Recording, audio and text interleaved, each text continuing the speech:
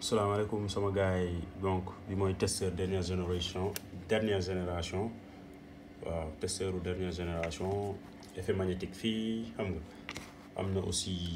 pic batterie am na aussi lumière quoi donc vous voyez et puis c'est pratique képp ku nekkul électricien sax war nga ko yor parce que la preuve di nga mën a détecter tension yi quoi di nga xam câble bu nekk sous tension di nga ko xam surtout les sama mbokku peintre menuisier yeeg mécanicien yeeg ñii en tout cas daal ñoo xamante ne du ñu ay électricien ba pare di jëfandikoo yenn appareils yoo xam ne ay appareils électriques la donc dañuy moytu quoi à chaque fois ñu siy bàyyi xel donc il faut nga jëfandikoo testeur bi donc de A à Z ma wax la yenn fonctionnalités yi dama koy def nag deux parties damay def partie 1 ak partie 2. donc vous voyez donc fii boo ko bëggee fay da ngay bës fii bouton bi mu fay boo ko bëggee taal nga def bouton bi mu taal léegi dañ koy def mode pour alerte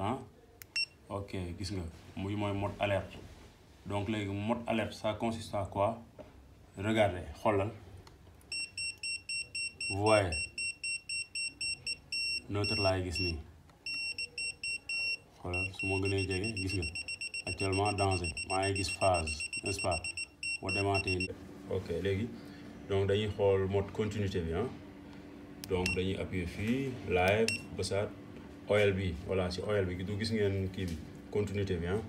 donc par exemple for example su ma laalee fii su ma leen laalante vous voyez gis ngeen su ma laalee bës te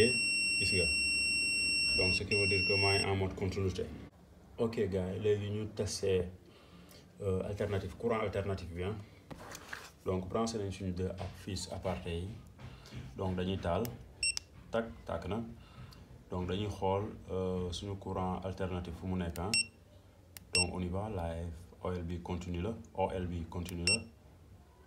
continue donc bi volt mais courant continue la regardez bien dégg balaa ngeen di def erreur parce que man moom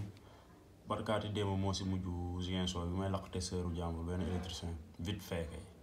dama jël tourner rek xooluma sax mooy kii classique yi multimètre classique yi dama tourner rek teg mu ne pëf waaw parce que électricien dañuy yàqamti ba bare duñu bàyyi xel ci loolu quoi donc volt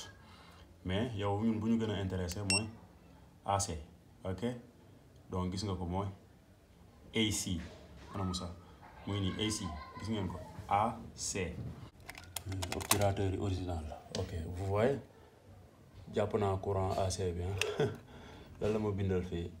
ok on regarde 220 la ma jox 228